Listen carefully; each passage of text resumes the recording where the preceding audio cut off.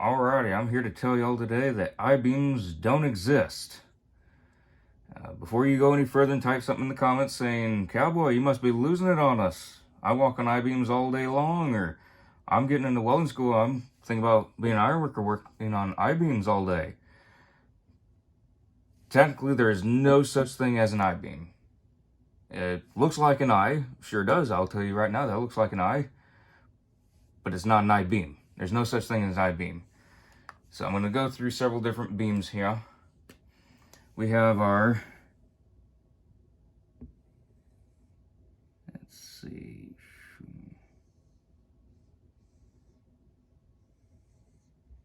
I know, crude drawing, drawing kind of awkward here. That's our first kind of beam. That's a standard beam. That's the beams that they first started using when they're doing structural. Sorry for the hideous drawing. And we got our most common beam.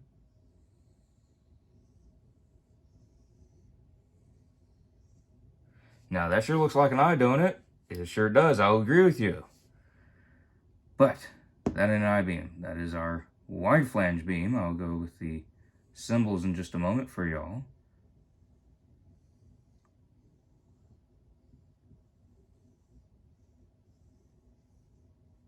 And this here is our high pile beam.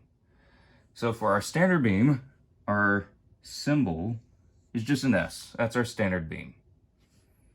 This here, our wide flange beam, can be just a W, or it can be a WF, or it can be a W with what looks like an F coming off the side of the W. For our high pile, we'll just go HP. That's our high pile beam. In our next video, we're going over what the differences are between them. But these are our three main beams that we use, and not a single one of them is an I-beam, because there ain't no such thing as an I-beam. Standard, wide flange, high pile. Stay tuned for the next video. We're going over what's the difference between our beams here.